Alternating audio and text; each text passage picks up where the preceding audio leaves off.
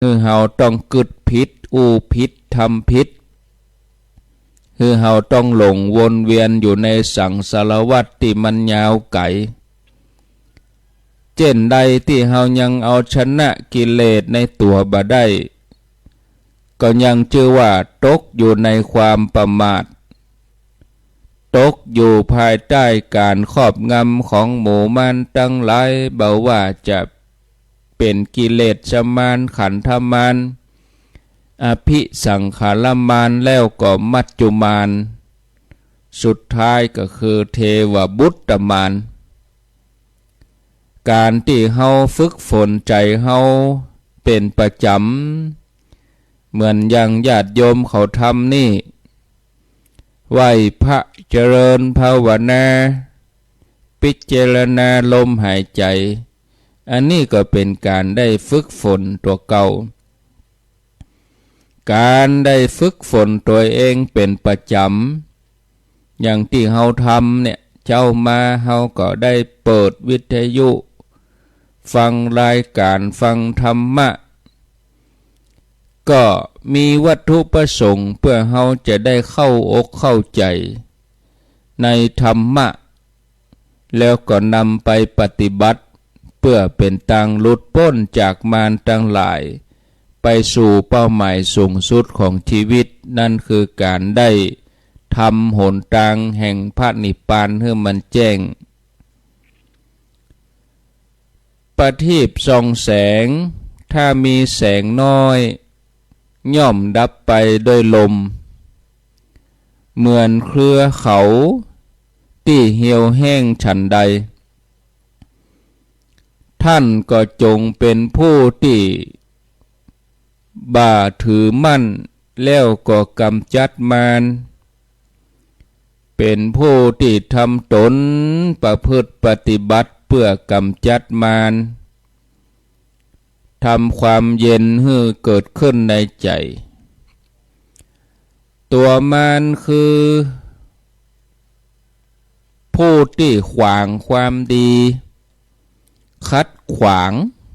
การสร้างบารมีขัดขวางหนทางของการสร้างบารมี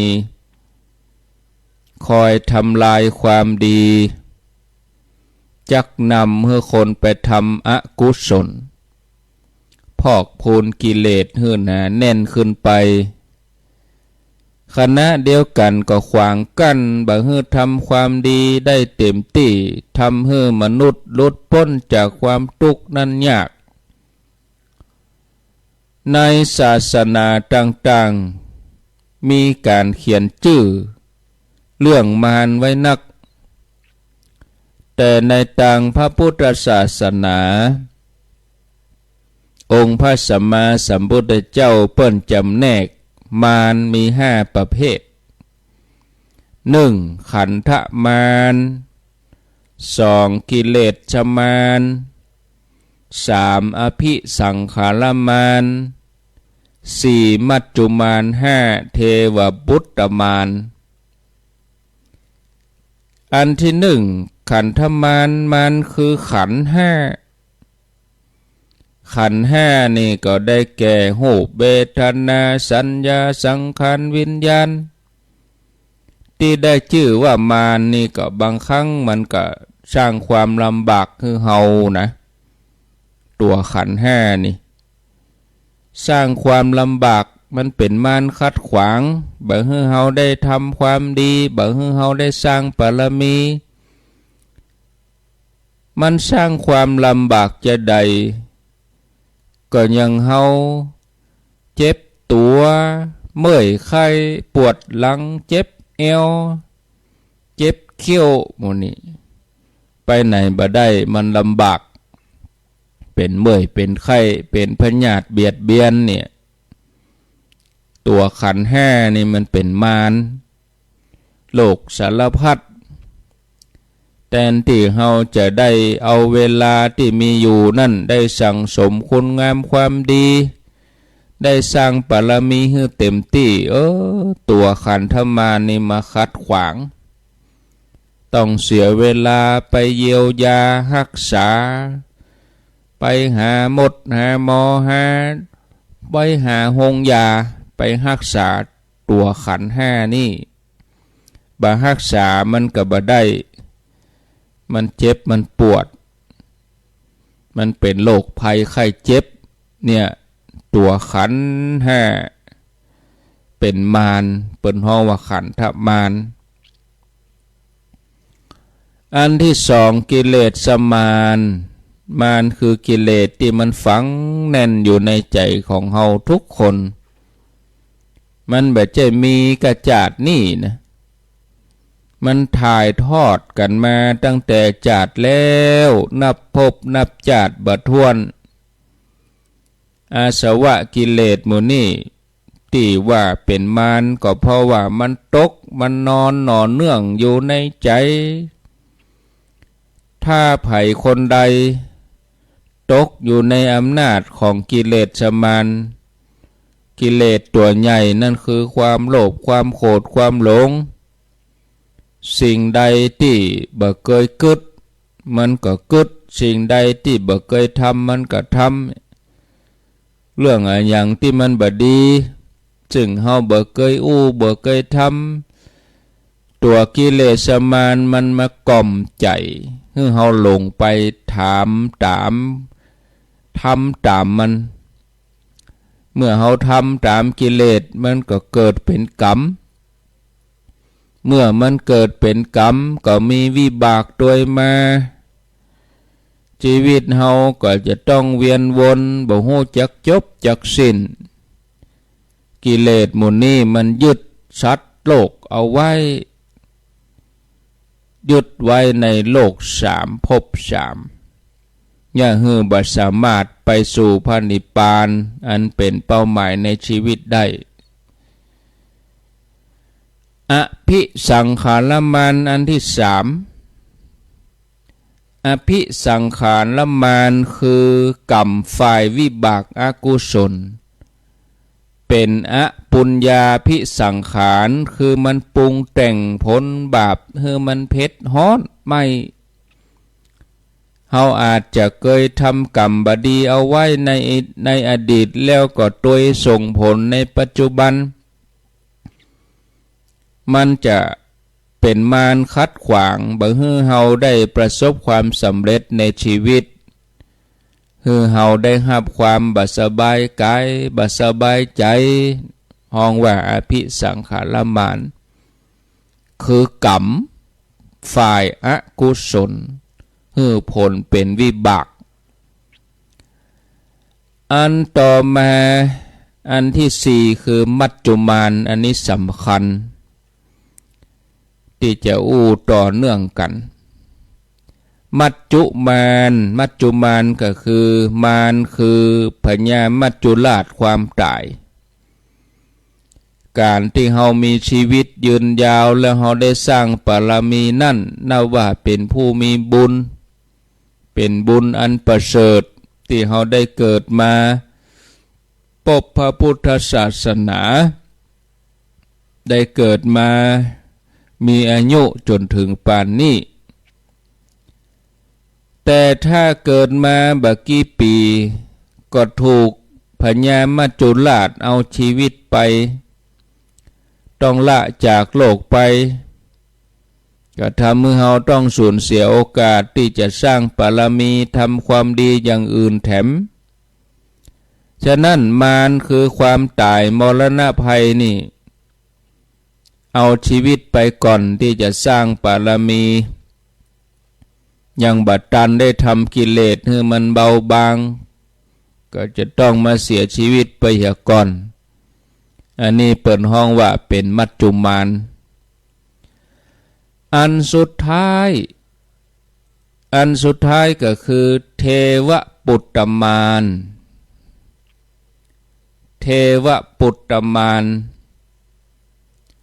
เปิ้นหมายเอาตั้งแต่คนที่อยู่ใกล้ตัวเฮาที่ขัดขวางบ่ให้เฮาได้ทำความดีอาจจะเป็นสามีภรรยาเป็นเพื่อนเป็นญาติเป็นลูกเต้าหลานเหลนที่ขัดขวางที่เกิ้งบ่ให้เฮาได้ทำความดี บ่ฮือได้รักษาศีลบ่ได้รักษาทานทำทานขณะที่นั่งสมาธิเจริญสมาธิต้องการความสงบก็ส่งเสียงดังรบกวนทำให้บ่มีสมาธิในการประพฤติปฏิบัติบางครั้งบางทีอาจจะเป็นเทวบุตรมารเนี่ยต่อคนอื่นก็มีหรือเฮาเผลอไปรบกวนขัดขวางคนที่เปิ้นกำลังปฏิบัติอย่างตั้งใจมารถึง5อย่างนี้ปรากฏให้เฮาหันเป็นประจำในชีวิตประจำวันเพียงแต่ว่าเฮาอาจบ่ทันได้สังเกตบางทีมันก็เคยชินกับอุปสรรคต่างๆหมู่นี้ไปเห็นแล้วเฮาจะต้องนำมาจี้มาแสดงให้หันให้ฮู้ว่าอันนี้เป็นมารมันบ่ใจมีกะกิเลสเพียงอย่างเดียวยังมีขันธมารอภิสังขารมารมัจจุมารเทวบุตรมารโดยเฉพาะมารที่มารบกวนพระพุทธเจ้ามาหันเป็นตัวเป็นตนมาหื้อหันเลยทีเดียวเมื่อตอนที่องค์พระสัมมาสัมพุทธเจ้าก่อนที่พระองค์จะตรัสรู้หมู่มารนี้ยกพลขึ้นมายกพลกันมามืดฟ้ามัวดินจะมาลู่เอาแต่นบัลลังก์แต่นนั่งของพระองค์มารทั้งหลายมาข่มขู่ขัดขวางการตรัสรู้ขององค์พระสัมมาสัมพุทธเจ้าแม้แต่หมู่เหล่าเทวดาพรหมทั้งหลายก็หวาดหวั่นกลัวหนีกันไปสุดขอบจักรวาลส่วนองค์พระสัมมาสัมพุทธเจ้าพระองค์ก็ทรงระลึกถึงบารมี30ทัศ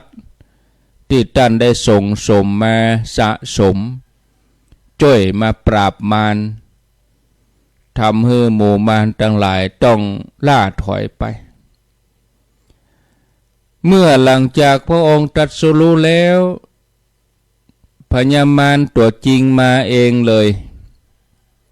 มาถึงแล้วก็กราบทูลให้พระองค์ได้นิพพานไปเลย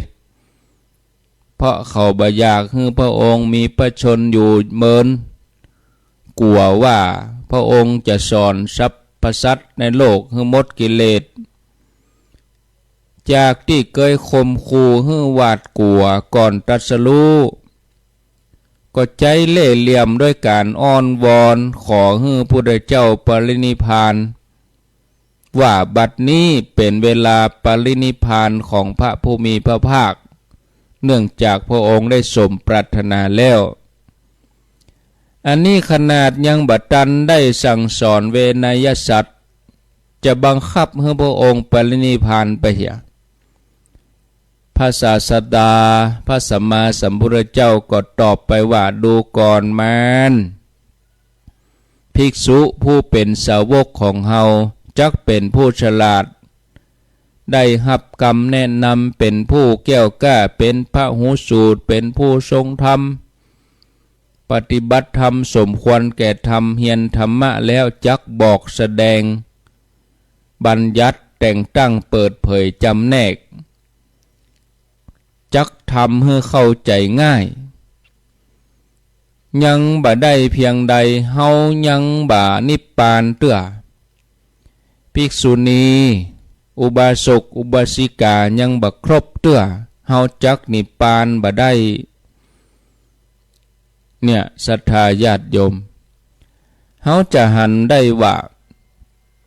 พระสัมมาสัมพุทธเจ้าของเฮาพระองค์มีพระมหากรุณาที่กว้างใหญ่หาที่สุดบ่ได้ทรงหวังความสุขอย่างแท้แก่สรรพสัตว์ทุกหมู่เหล่าต่อมาเมื่อพระพุทธศาสนาแผ่ขยายออกไปตั้งมั่นดีแล้วพญามารก็โดยมาขอร้องให้ปรินิพพานแถม ได้อู้กรรมเก่ากรรมเดิมนั่นเนาะบอกว่าขอพระผู้มีพระภาคเจ้าจงปรินิพพานเถิดบัดนี้เป็นเวลาปรินิพพานขององค์พระสัมมาสัมพุทธเจ้าแล้วขอพุทธองค์ได้ตรัสว่าได้ปรินิพพานแต่พุทธเจ้าว่าภิกษุภิกษุณีอุบาสกอุบาสิกายังบ่ได้ฉลาดในธรรมพรหมจรรย์ของเฮายังบ่สมบูรณ์กว้างขวางแพร่กระจายไปเฮาจักนิพพานบ่ได้เตื้อเนี่ยเมื่อมารกล่าวอย่างอี้ศรัทธาญาติโยมพุทธองค์ก็รับปากว่ารอแถมหน่อยก่อนล่วงจากนี้ไปแถม3 เดือนตถาคตจักปรินิพพานขอท่านจงเป็นผู้ที่ขวนขวายน้อยอย่าได้มารบกวนเฮาแถมเลยต่อไปท่านผู้ฟังทั้งหลายเฮาจะหันว่าพญามารนี่มีฤทธิ์ขนาดพุทธเจ้ายังถูกพญามารคัดขวางอยู่ตลอดเวลาเป็นนับอันอย่างกับเฮาท่านทั้งหลายอันเป็นปุถุชนคนธรรมดาฉะนั้นทุกท่านทุกคนอย่าได้ประมาทลาสาตราบใดที่กิเลสอาสวะภายในของเฮายังบ่หมดบ่เสี่ยงเฮาก็จะต้องถูกมารทั้ง5โดยรบกวนรังควานมารนี่มีอานุภาพนักคนที่จะถูกบังคับบัญชาได้ง่ายคือคนที่บ่ได้ฝึกฝนจิตใจปล่อยให้ใจเลื่อนลอยปล่อยชีวิตผ่านไปโดยที่บ่มีประโยชน์บางทีก็ส่งใจไปตั้งนอกนักล้ำมัวไปยินดีกับรูปเสียงกลิ่นรสสัมผัสธรรมารมณ์ทำให้ประมาทลาสาในการที่จะทำใจหยุดนิ่งแต่ว่ามีอยู่ ญาติโยมที่มารบ่สามารถจะเข้าไปรบกวนได้นั่นคือการได้ปฏิบัติทำใจให้หยุดนิ่งพิจารณาลมหายใจตั้งมั่นเฮาอย่าได้ประมาทในวัยในชีวิตกันเฮือใจเวลาที่ผ่านไปนั่นเฮือเกิดประโยชน์โดยการน้อมนำใจประพฤติปฏิบัติพิจารณาลมหายใจสม่ำเสมอทำให้ตลอดเวลาเฮาก็จะได้พบปะสิ่งที่เปิ่งอันสูงสุดคือพระรัตนตรัยเมื่อเฮาได้ที่เปิ่งอันสูงสุดแล้วก็เหมือนเกาะคุ้มครองป้องกันพระรัตนตรัยนั่นก็จะสถิตอยู่ในจิตใจของเฮาตลอดจนฮอดลมหายใจสุดท้ายคนเฮาทั้งหลายที่เกิดมาล้วนแต่แสวงหาความสุขแต่ถ้าว่าคนส่วนใหญ่ถ้าแสวงหาความสุขแต่ขาดผู้ที่ชี้แนะบอกกล่าวเหมือนนักเรียนไปเรียนหนังสือถ้าบ่มีครูบอกแนะนำบ่มีครูชี้แนะบ่ฮู้ว่าจะแสวงหาความสุขนั่นจะใดบ่ฮู้ว่าจะมีความรู้จะใดความสุขที่แท้จริงมันอยู่ที่ไหนเพราะสิ่งนี้บ่ได้อยู่นอกตัวบ่ต้องแสวงหาจากที่ไหนมันมีติดตัวเฮานี่ญาติโยมกว้างศอกยาววาหนาคืบเนี่ยพิจารณาตัวเองพิจารณาร่างกายพิจารณาลมหายใจพระพุทธเจ้าของเฮาพระองค์ กว่าที่เปิ้นจะตรัสรู้อนุตตรสัมมาสัมโพธิญาณเปิ้นต้องบำเพ็ญบารมียาวนาน4อสงไขยปลายแสนมหากัปได้ปั่มเป่งขันติบารมีวิริยะบารมีจนครบหมดมีความเปลี่ยนนำตนหลุดพ้นสิ่งที่ทำได้ยากคือนอกจากความเปลี่ยนพยายามเพื่อพระองค์เองแล้วพระองค์ยังมีพระทัยมุ่งมั่นที่จะให้สรรพสัตว์ทั้งหลายหลุดพ้นโดยก็สั่งสมบารมีทำอย่างยิ่งยวดเลยบางจาดเอาชีวิตเป็นเดิมพันยอมสละแม้เลือดเนื้อชีวิตเพื่อให้ได้เข้าถึงซึ่งทรัพย์พันยุตยานมาถึงภพนี้จาดนี้หลังจากที่พระองค์สลัดตนออกจากกามสุขาริกานุโยคที่พร้อมทุกอย่างพร้อมหมดอยู่ในพระราชวังพระองค์เสด็จออกจากความพร้อมความสุขสบายมุ่งปฏิบัติหนทางสายกลางใช้เวลายาวนานถึง6 ปีกว่าจะได้ตรัสรู้ซึ่งคนเฮาธรรมดาก็ยากที่จะอดทนได้พระองค์ได้ปั่มเป่งทุกขกิริยาที่ห้องว่าอัตตกิลมัฏฐานุโยคคือทรมานจนผอมเลยร่างกายสูบผอมเหลือก็หนังหุ้มกระดูกในที่สุดพระองค์ก็ค้นพบมัชฌิมาปฏิปทาคือการปฏิบัติหนทางสายกลางเหมือนอย่างในสมัยพุทธกาลมีหนุ่มรูปงามคนหนึ่งหันตุกหันโตดในการเวียนว่ายตายเกิดก็เลยไปบวชเป็นลูกศิษย์ของพระสารีบุตรพระเถระเกิดว่าคนหนุ่มๆส่วนมากก็จะมีราคะกล้าชอบหันรูปสวยๆงามๆพระสารีบุตรก็เลยให้ท่านไปพิจารณาอสุภกรรมฐานพิจารณาซากศพในป่าช้าเพื่อจักได้เกิดความเบื่อหน่ายคลายความยึดมั่นถือมั่นในสังขารใจก็จะน้อมไปในกายที่มันละเอียดปราณีตพระหนุ่มรูปนี้บวชมาแล้วก็ได้เข้าไปป่าช้าพิจารณาซากศพทุกวันแต่ใจก็ยังบ่หยุดนิ่งท่านได้ใจความเปลี่ยนอยู่3 เดือนก็ยังบ่ได้บรรลุธรรมอะไรอย่างพระสารีบุตรก็ยังคงสอ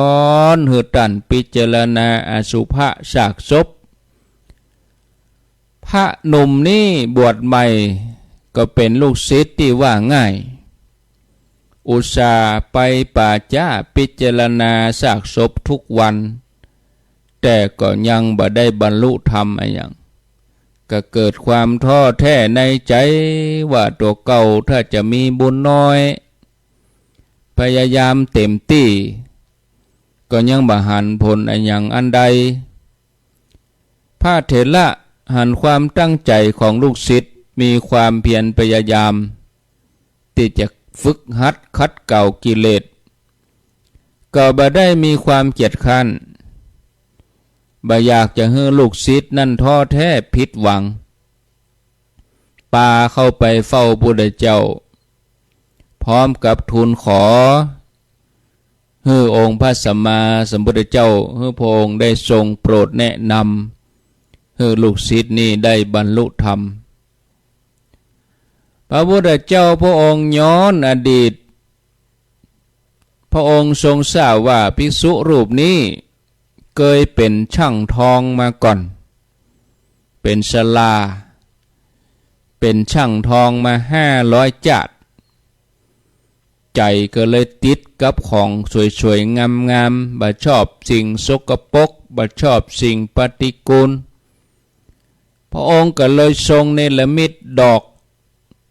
ดอกบัวสีทองงามเปล่งปลั่งแล้วก็ทรงทำให้เหมือนกับการหลั่งน้ำจากใบก้านนะทรงรับสั่งว่าเธอถือเอาดอกบัวอันนี้ไปวางไว้ที่กองทรายหลังวัดแล้วก็นั่งพิจารณาบริกรรมว่าโลหิตกังโลหิตกังแปลว่าพิจารณาว่าสีแดงสีแดงเนี่ยค่ะภิกษุหนุ่มนี่ก็หับเอาดอกจากพระหัตถ์เดินไปหลังวัดไปปะใส่กองทรายก็เสียบก้านดอกบัวไว้ที่กองทรายจากนั้นก็นั่งสมาธิพิจารณาโลหิตกังโลหิตกังในใจของท่านมีแต่ดอกบัวสวยงามเป็นอารมณ์ทำให้ใจสงบหยุดนิ่งเป็นเอกคตาจิตนิวรณ์ทั้งหลายก็ก้อยๆเบาหายไปเมื่อพระพุทธเจ้ารู้ว่าภิกษุรูปนี้ใจนิ่งดีแล้วพระองค์ก็ใจพุทธานุภาพอธิษฐานให้ดอกบัวนั้นเหี่ยวแห้งไปจากสีแดงสีทองเป็นสีน้ำตาลเป็นสีดำเหลืองดำก้อยเหี่ยวไปแห้งไปเมื่อภิกษุรูปนี้ลืมตาดูดอกประทุมดอกบัวที่งามที่เอาปักกองทรายตะกี้เปลี่ยนแปลงไปแล้วพิจารณาหันว่าดอกบัวนี้แม้สังขารบ่มีใจคลองตะกี้สวยงามงดงามเมื่อการเวลาผ่านไปบ่เมินบ่นานถูกความเหี่ยวแห้งเหี่ยวเฉาหมดความน่าดูน่าชมแสดงว่าสังขารมีใจคลองก็จะต้องถูกความชราครอบงำเหมือนเดียวกันเมื่อหันยังอั้นก็พิจารณาหันความบาดเตี้ยงพิจารณาว่าสักวันใดวันหนึ่งเฮาก็คงจะเหมือนดอกบัวนี้จากนั้นพระองค์ก็เปล่งรัศมีออกไปเหมือนว่าเสด็จมาประทับยืนอยู่ตรงหน้าของท่านแล้วก็พระองค์ก็ตรัสสอนให้หันความบาดเตี้ยงเป็นทุกข์เป็นอนัตตาในสรรพสิ่งทั้งหลายในโลกเพื่อให้เกิดความเบื่อหน่ายคลายความยึดมั่นถือมั่นถอนตนออกจากกิเลสยกใจเข้าสู่แนวทางของพระอริยะพระองค์ก็สอนว่าเธอจงตัดเยื่อใยในตัวเองเหมือนถอนดอกบัวขึ้นจากน้ำจงเจริญทางที่นำสุขมาเกิดตถาคตได้จี้ต่างปณิพพานหื้อแล้วบอกกองเสียงพระกระแสขององค์พระสัมมาสัมพุทธเจ้าภิกษุก็ปล่อยใจไปตามกระแสธรรมจิตดื่มดำบรรลุธรรมเลยตอนนั้นอันนี้เป็นกุศโลบายหนึ่งในการฝึกเพื่อให้บรรลุธรรมซึ่งวิธีการฝึกในพุทธศาสนานี่มีนักในวิสุทธิมรรคมี40เปิ่นว่ากรรมฐาน40กองกู้วิธีก็เป็นไปเพื่อการเข้าสู่จิตใจที่หยุดนิ่งบ่ว่าจะเอาวิธีใดเฮาต้องรู้ตัวเก่าอย่าก่อนว่าเฮาชอบวิธีไหนแล้วก็ลงมือปฏิบัติให้เข้าถึงเฮาก็เป็นหนึ่งสาวกขององค์พระสัมมาสัมพุทธเจ้าเมื่อเฮาตั้งใจปฏิบัติดีแล้วสักวันใดวันหนึ่งเฮาก็คงจะเข้าถึงเหมือนกันเฮาเกิดอย่างนี้กำลังใจตัวเองไปอย่างนี้เนาะญาติโยม เอาแล้วพอเวลาก็5:47 นาทีข้างแถม13 นาทีก็หมดเวลาวันนี้วันพุธสัญญาณตังในเวียงสัญญาณตังฝ่ายหินเปิ้นบ่ฮับก็บ่เอารายชื่อบ่เอาหยังมาอ่านมาอู้เตื้อถ้าอ่านถ้าอู้ไปคนที่เปิ้นหอมเปิ้นบ่ได้ยินเปิ้นก็จะถามแถมเหมาะนะก็วันพุธวันพัดก็ก้อยเอามาอู้กันมาเจ้าบ่ายเบิดเมื่อตอนก็บ่ได้เข้ารายการฝากรายการไว้กับตุลุงยองแล้วก็ลวดแผ่วเมื่อคืนปุ่นอ่ะเมื่อคืนเบิดก็จะมีพระคุณเจ้าเปิ้นมาเข้ารายการแทนก็หน้านี้ช่วงนี้เป็นช่วงที่หลายวัดเปิ้นทำบุญทานสังฆทานพ่องสลากพ่องเนาะแต่ละที่แต่ละแห่งญาติโยมเฮาอยู่ใกล้ที่ไหนเฮาก็ไปทำบุญอนุโมทนาในกิจกรรมในการงานแต่ละวัดใกล้บ้านตัวเองทำไปเถอะญาติโยมเมื่อมีโอกาสได้ทำเมื่อมีแหงมีกำลังที่พอจะทำได้ก็ทำนะโอกาสมาถึงเฮาแล้วมันจะมีตึงวัน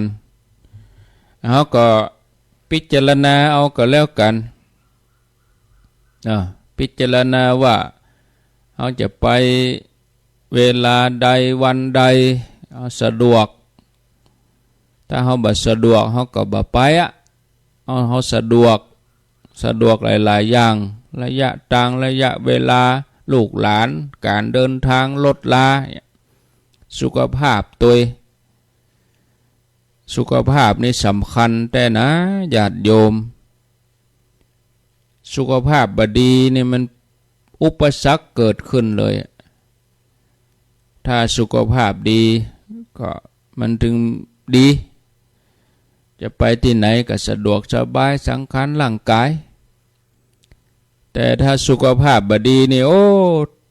ติดขัดหมดกูอย่างมีเงินมีทองก็จ้างเถอะสุขภาพบดีนะ มันถึงไปไหนบ่ได้เจ็บป่วยนี่ต้องรักษาสุขภาพเนาะเอาแล้วพอสมควรแก่เวลาบ่เปิดสายหน้าไม้แล้วนะก็เดจะต้องเตรียมตัวนัดรถไว้7 โมง7 โมงเดินทางสบายบ่ฟังก้อยไปใจเวลา2 ชั่วโมงเพราะว่าหลวงพ่อเปิ้นนิมนต์ไปฉันเพลปุ้นไปฉันเพลปุ้นก็อยู่หั่นสักบึดสักเมื่อบ่ายโมงขึ้นเตดเสร็จ4 โมงกว่าเพิ่นจะแจกครัวแจกของกิจกรรมยังแถมตอบปัญหายังแถมแล้ว4 โมงเดินทางกลับ2 ชั่วโมงมาถึงวัดก็6 โมงปลายทุ่มส่งน้ำเสร็จแล้วก็ทุ่มเกิงก็รถงานขาวดำงานศพมาฮับก็ได้จะจับพอดีบ่ฮู้ถ้าเวลาที่เสมิงพุ่นยืดไปก็อาจจะลงรถกันนี้ก็ขึ้นรถกันนั่นนะก็บ่ฮู้เนาะ อันนี้เป็นกิจวัตรเป็นงานส่วนตัวไปเอาละโชคดีมีใจเหมือนกันกู้คนเด้อญาติโยมอยู่ดีมีสุขอายุวันโนสุขังปลัง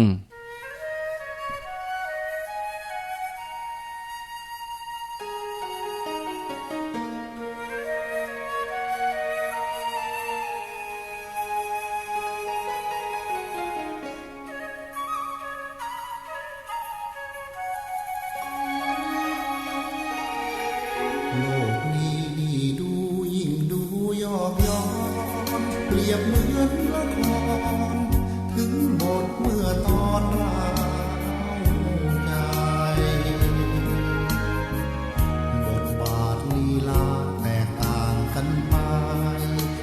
สูงเพียงใดต่างจบลงไปเหมือนกันเกิดมาต้องตายร่างกายผู้พังผู้คนเขาชังคิดยิ่งระวังไว้วันต่างเกิดกันมาร่วมโลกเดียวกันคือผิวช่างพันบ้างเหยียดหยามกันเหลือเกินโลกนี้คือละครบทบาทบางตอนชีวิตยอกย้อนยับเยินชีวิตบางคนรุ่งเรืองจำเริญแสนเพลินเหมือนเดินอยู่บนหนทางวิมานโลกนี้นี่ดูยิ่งดูเศร้าใจชั่วชีวิตไว้หมุนเปลี่ยนพันไปเหมือนมาปิดฉากเรื่องร้องผุดพองตราการครั้นแล้วไม่นานเปิดทานเป็นความเศร้าใจ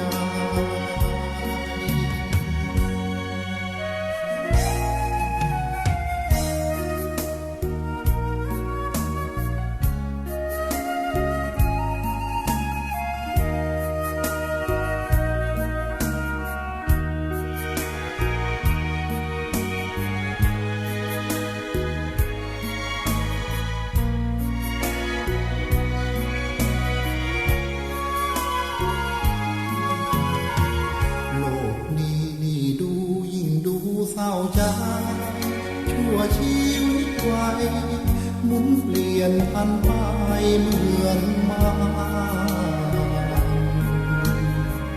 ปิดฉากเรื่องร้องผุดพองตรากา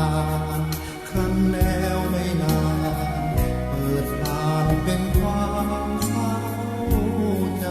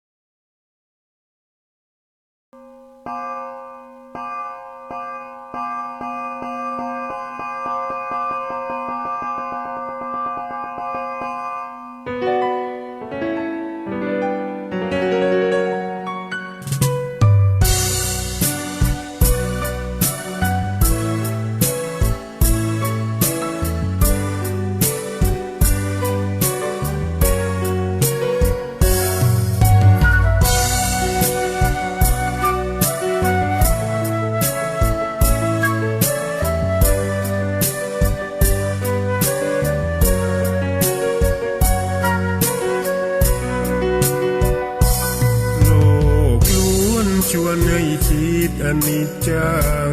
ทุกสิ่งไม่ยั่งยืนจีรังย่อมผุพังตามกาลเวลาจะฝืนให้ยั่งยืนจนสิ้นโลกาอย่าได้หวังดังปรารถนาองค์พระพุทธาท่านตรัสสอนไว้เกิดแล้วคงไม่แคล้วต้องชราแก่อาคราวแก่สมปัญญาทั่วภารามีโถมไปเจ็บทุกข์ย่อมเวียนวนมีพ้นใครๆสัตว์โลกล้วนรู้แน่แก่ใจเกิดแก่เจ็บตายหลีกไปไม่พ้นใครหลงคิดหลงติดอัตตาว่าใจแจ้งกมลแม้นใครปลงได้คงสุขล้นชีวิตมีมองมนเกิดมาเป็นคนสมบูรณ์ดับหายเพียงร่างกายไว้ชีวาแต่กุศลผลกรรมทำมาย่อมแปลงค่ากลายเป็นทุนส่งผลให้ทุกคนเวียนวนไม่สูญสุขและทุกข์เป็นไปตามทุนที่พวกคุณได้ก่อทำมา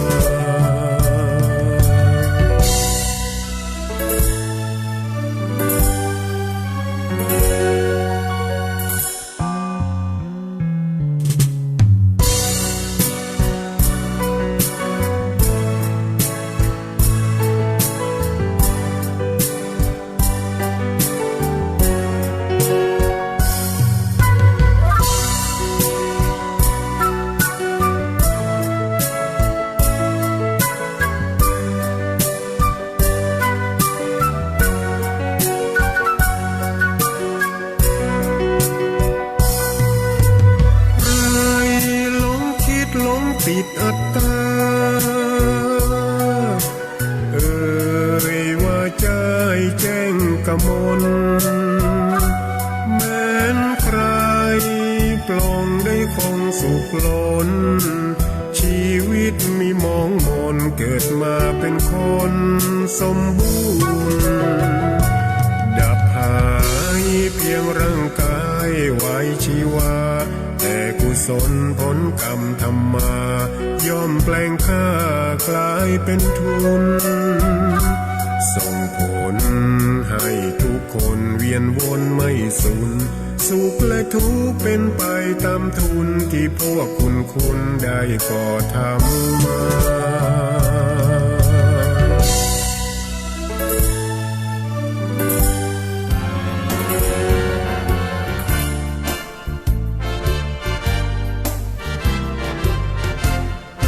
เกิดเป็นคนอย่าเห็นแก่ตนและดี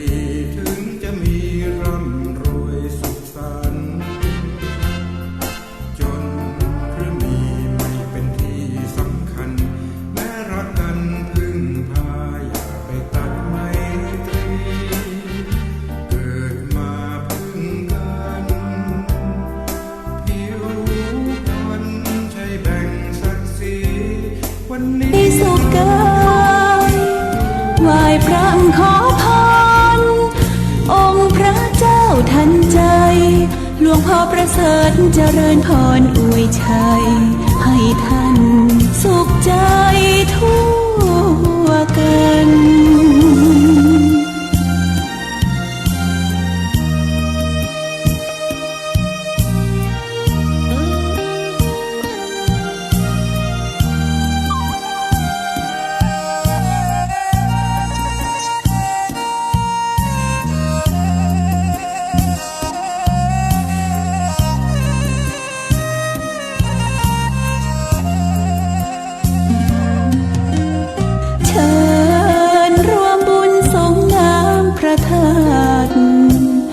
น้อมใจอภิวาท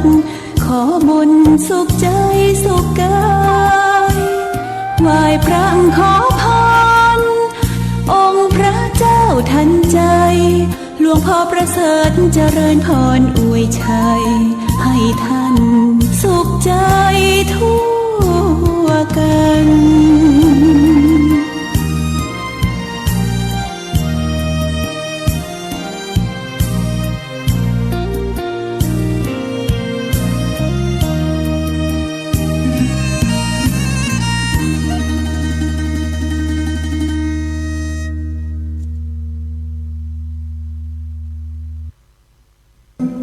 ก็ขอยกมือ10 นิ้ว กราบนอบน้อมยังพระติรัตนแก้วเจ้าตั้ง3 ประการ อันมีพระพุทธเจ้าพระสัทธรรมเจ้าพระสังฆเจ้า อันเป็นสรณะที่เปิ่งตีเคารพนับถืออันสูงสุดในชีวิต